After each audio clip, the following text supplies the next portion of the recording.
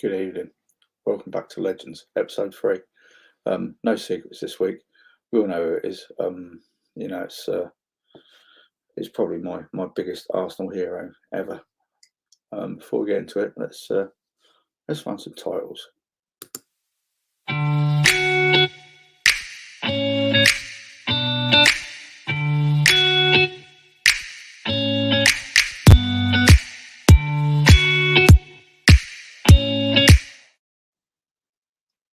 Welcome back.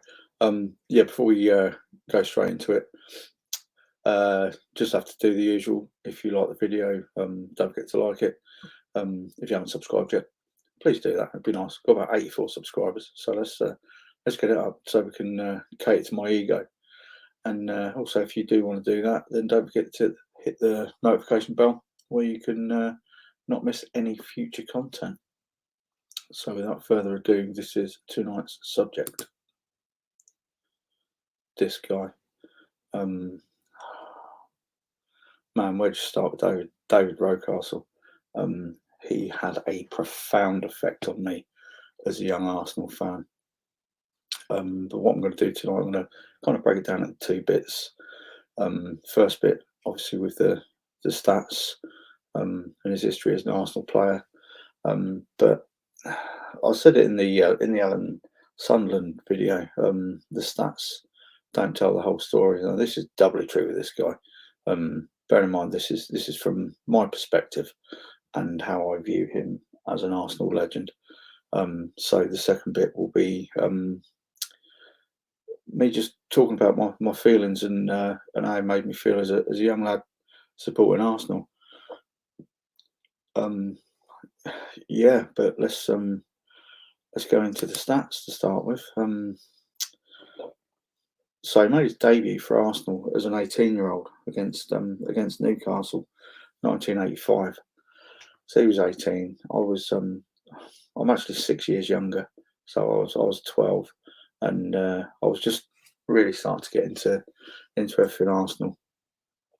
And then I saw this guy, this kid, this young lad, getting into the team, and he was a big part of the Arsenal team for 7 seasons. Now, trying to find statistics on how many games he played and how many goals he scored, it's really conflicting. But he played somewhere between 228 and 277 games for the Arsenal, scoring somewhere between 23 and 34 goals. Now, those numbers are not really that important. The fact that he's played over 200 games for Arsenal, the longevity is there, and over 7 seasons. And the amount of goals he scored is probably not as important as it would be for a lot of other players. But you look at, there are some iconic goals in there, absolutely iconic. The one against the Swamp Dwellers in the League Cup replay, dying seconds, Ian Allinson's had a shot, it's been spilled out, and he's knocked it in, and everyone's gone nuts. Then there's the one against Villa with the lob, and it's not as such just the lob, it's like the first touch off his side, just set up perfectly for him. Then there's one against Man United, the one against Middlesbrough, and the big thing is there was always this buzz whenever he got the ball, and I'll go into that a little bit more in a little while. You look at Honour's 2 league titles. The first one he won was when he was 22, a League Cup as well, 14 England caps. The England caps should have been so much higher, and he was really unfortunate to not go to the 1990 World Cup. But that was a season where he'd suffered a lot with injuries, and he didn't make the cut there. But the way he played,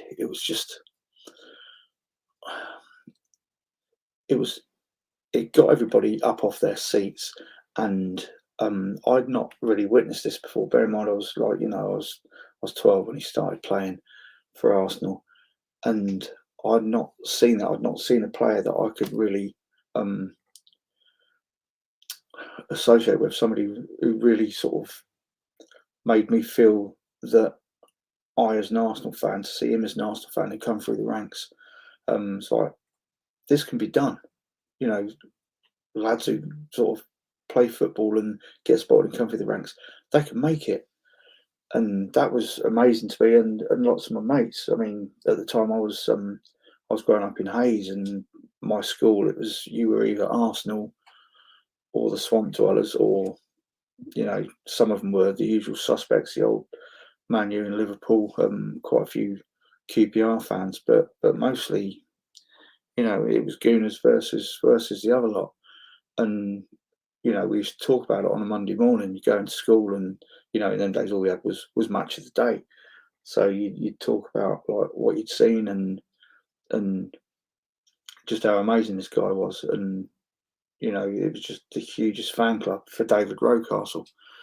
Um, and then you move on to 1992, and when we sold him, I was just dumbfounded, absolutely dumbfounded that we'd sold him. We sold him to the then reigning champions Leeds, and I just couldn't fathom out why. And by all accounts, like looking at things his teammates had said and other fans had said, so nobody could get why he got sold. And by all accounts, he himself, he did not want to get sold. He just wanted to stay at Arsenal. And George Graham in later years said it was because there were problems with his knees. It may well have been a precursor to obviously what we all know happened a few years later. Fun story: when he was younger, his eyesight was really, really bad, and there's a story from Martin Keown, and he said that Rocky was always looking down, never looking up, and they wanted to find out why.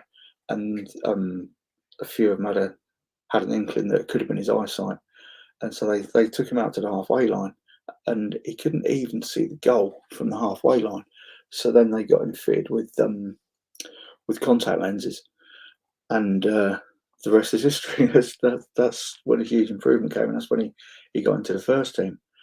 But then moving on from Leeds, he had some time at Man City, a few seasons at Chelsea. He went out on loan to Hull and Norwich. Ended up playing his last season in Malaysia, and then the injuries got too much, and he retired in 1999. And then February 2001, the announcement came out that he had non-Hodgkin's lymphoma, which is an incredibly aggressive form of cancer.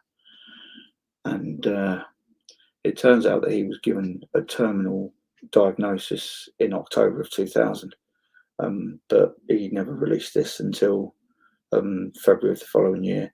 And then on 31st of March 2001, he tragically passed away at the age of 33, survived by his wife Janet and three small children. And, I don't know how everyone else felt, but it was an absolute hammer blow. And I still, to this day, I get emotional. 31st of March, it's what's it, a week on Tuesday. Rocky Day will be upon us again. 21st anniversary. It's mad to think it's 21 years ago, and it still gets to me now. And I didn't know the guy, but the fact that as somebody 6 years older than me got into the Arsenal team, it's weird, but it was almost like I looked upon him as almost a big brother. And this is where we go away from the stats and we start talking about the impact that he had on me as a teenager, and still does. Like I said, there was real relatability. For me in particular, it was like, obviously I wasn't this height when I was 12, but I'm roughly the same sort of height as he was now. We played the same position, wore the same shirt, and as I said, there was this real sense that this can be achieved. Lads like us, we can get there, we can do this. That obviously is where the comparison ends, because obviously I didn't. But I mean, watching match of the day, every time he got the ball, there was this buzz, and he wanted to go forward, he wanted to attack, and he had so much intensity and character about his game. It really was something that resonated with all the fans, and it was a really, really just a big deal to see somebody that we could relate to actually doing it and putting other top teams to the sword with his skill and his passion and his character. It's one of the reasons why now that shirt up there, ESR, I relate to him a lot. He reminds me so much of David Rocastle, and let me zoom the camera out a little bit. See up there. I've got his name up there. There's the program from last season. These are hugely important things for me. When I look at players like ESR and Bukayo Saka, I only hope that younger or newer fans now get that same sense from these kids as I did from Rocky, watching him play, because it's kind of the same thing. They're young lads. They've grown up within the Arsenal setup. You've got Hayland, and they've come through the ranks, and we can all really You've got the Emil Smith Rowe and Saka song. All the fans are really, really relate to them, and I honestly hope that the younger or newer fans get that same buzz. And I also would say to any younger or newer fans who might be watching this, just Google David Rocastle, watch him play, watch how he played with such spirit, and the way he played the game, and the way he represented the football club. And if you get a chance, seriously catch the documentary From Property to the Big Time. It's literally about him and Righty and their friendship. And it makes me sad now that they only got such a short time to play on the same team, because it's something that, sorry, but food stuck in my mouth here. It's something that they always wanted to do, was to play at the highest level together, and they got that chance. And there's obviously the phrase that is synonymous with Rocky, remember who you are, what you are, and who you represent. Now, it wasn't actually his quote. It's directly attached to him, because he used that phrase when Wright joined the club, and that was the first thing he said to him. But Pat Rice actually said it to Rocky when he was in the youth team, and by all accounts is actually a phrase that comes from Don Howe and George Graham. But the fact that Rocky passed that on down the line, that shows how important the history and the genealogy of Arsenal Football Club was to him. He wanted people to understand how important it is. He wanted people to feel the same, that when Pat Rice said to him, and he took that on board. And it's so important, the history and the culture of this football club. And he wanted everyone else to get that, for that to be passed down the line. And I honestly hope that the lads that are playing for us now get that, because it's so important. One of my favourite things about Rocky is he is widely regarded as the catalyst for the beef between Arsenal and Man United.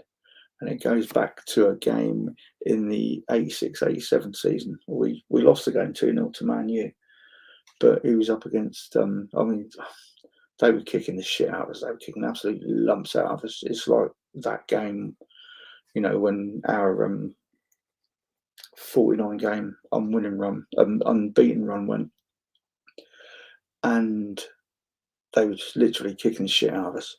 And the main protagonist was Norman Whiteside, who, if you're not aware of him, he was a big old unit, Northern Irish lad, and he was a Northern Irish legend.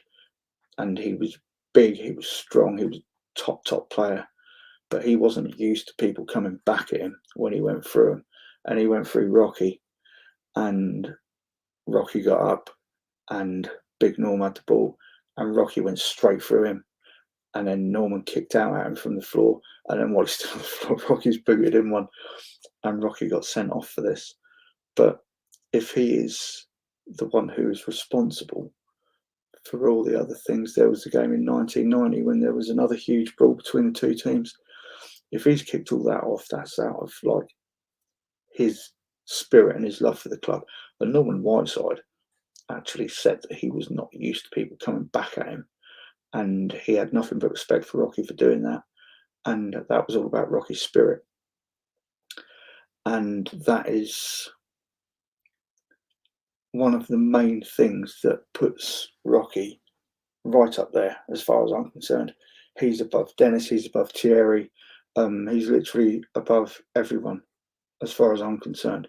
That's how important he was to me as a kid, and that's important he still is now. And it's the fact that he was prepared to run through an absolute brick wall for our club. He would give blood, sweat and tears, absolutely 120% every single game. There was no game where he didn't look up for it. And it's such an absolute tragedy that he was lost to us as football and Arsenal fans, but to his family at such a young age. And like I say, this is quite an emotional one for me. I hope I've done it justice. I've been trying to do so much research over the last week or so to try to get this right and to do him justice. But yeah, my absolute ultimate footballing hero right there is Mr. David Rocastle. Now moving on, I'm going to do my first live one of these next week. This is episode 3, and I wanted to get the Rocky one out of the way. Firstly, because his anniversary isn't far off, but they were the 3 players that, as a young man, and the ones that I really, really looked up to: Wright, Alan Sunderland, and of course Mr. Rocastle. But coming up in a little while, in fact, next Sunday, is the Legends Podcast Live. It's happening at 9 o'clock. I've got some very, very special guests coming on. I'm not going to release it just yet because I want to keep that a little bit secretive and do some plugging during the week. But yeah, that's what's going to be happening. But if you've enjoyed the Legends podcast, as I say, please like the video, subscribe to the channel to massage my fragile male ego, and don't forget to hit the bell so you get to see all future content. Anyway, that's it from me. Hope you have a great week, and I'll catch you next time. Ta-da.